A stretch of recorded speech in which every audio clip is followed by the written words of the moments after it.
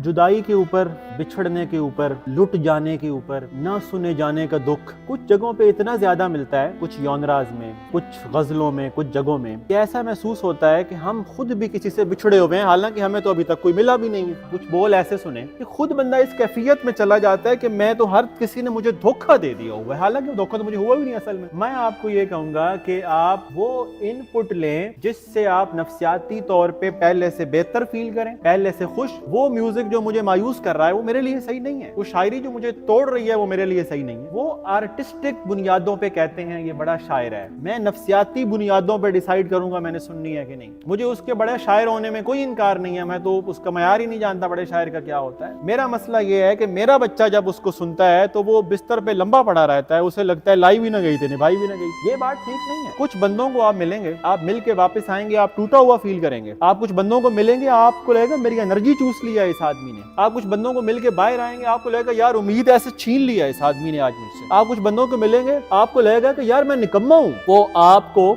आपकी sense of self worth पे शक पैदा कर देंगे। कुछ बंदों को मिलेंगे, वो ऐसा सलूक करेंगे आपसे कि आपको लगेगा कि मेरे में पोटेंशियल ही नहीं है। वो इस तज़हीक के अंदाज से आपको पेपर वापस करेंगे ये क्या लिखा है, आपको लगेगा कि मैं तो लिखारी बन ही नहीं सकता। अब इसके बरक्स कुछ बंदे होते हैं जिनके साथ बैठ के आप कभी छोटा फील नहीं करते, जिनके पास बैठ के उम्मीद बढ़ती है, जिनको मिलने के बाद नफ्सियाती हालत बेहतर हो जाती है, जिनको मिलने के बाद अच्छाई अच्छे लगने लग जाती है और बुराई बुरी लगने लग जाती है, जिनको मिलने के बाद दुनिया से एक बेरगबती सी महसूस होती है, जिनको मिलने के बाद माफ करना आसान हो जाता है, जिनको मिलने के बाद शुक्रगुजार बनना आसान हो जाता है। वो बंदा क्यों नहीं ढूंढते आप? मैंने आपको कहा ना, एक मेंटोर रखना पड़ेगा आपको, और उसके फीचर ये जो मैंने बताए, जिससे मिलने के बाद मेरे दिल का बोझ हल्का हो जाए। मैं कहूँगा सुकून आ गया आज ना। अगर इस आदमी से मैं हफ्ते बाद दोबारा मिल लूं तो मैं फिर एक वक्त आएगा आप उस आदमी की तरह सोचने लग जाएंगे, आप खुद को खुद ठीक कर लेंगे। साइकोलॉजिस्ट को भी किसी बड़े की जरूरत होती है। कभी कभी साइकोलॉजिस्ट को खुद किसी और साइकोलॉजिस्ट से मिलना पड़ता है। आपको क्यों गुमान हुआ कि मैं खुद को खुद ठीक रख लूंगा? आपको कभी कभी किसी से बातें करनी होती हैं। जब कभी आप खुद को खुद नहीं जोड़ पाते, अब आप एक बात सुनिएगा, बाज बंदों की मौजूदगी में सिर्फ बैठने से आप जुड़ना शुरू हो जाएंगे। आप उसी कंपनी में बैठेंगे, आप वापसी पे ज्यादा ऑर्गेनाइज हो जाएंगे, ज्यादा अच्छा फील करेंगे, ज्यादा पुरसकून हो जाएंगे, सिर्फ उसकी कंपनी में आप बैठे। तो आपने जिसको सुनना है, जिसके पास बैठना है, जिसको दिल से पढ़ना है, जिसको दिल से लगाना है, इस तरह की बातें पढ़ने से ना, जिनका जिक्र आपने किया है, इंसान थोड़ा फील करने वाली बात को भी ज्यादा फील करना शुरू कर देता है। इंसान दुखी होता नहीं है, दुखी रहना शुरू हो जाता है। मैं आपको बताऊं, आपको ऐसे आदमी भी आशिक मिजाज मिलेंगे जिन्हें असल में इश्क हुआ ही नहीं, बस आशिक मिजाज हो गए हैं शायरी सुन सुन के और गाने सुन सुन के। इसमें शायरी का कसूर नहीं है, अगर आप पे असर बुरा होता है आप नहीं सुने। इसके बरक्स भी शायरी होती है जिससे नफ्सियाती सेहत बेहतर होती है। हम तो अपने मरीज या अपने क्लाइंट या वो इंसान जो मरीज नहीं है, उसने भी तो मेंटल हेल्थ बेहतर करनी है। हर वो चीज जो आप सुनते हैं, जो आप खाते हैं, जो आप देखते हैं, क्या मैंने कहा, जो आप सुनते हैं, जो आप देखते हैं, जो खाते हैं, वो आपकी नफ्सियाती सेहत में बहुत कंट्रीब्यूशन करती है। जो खाएं, सुने, देखें। आप इस बात में, यानी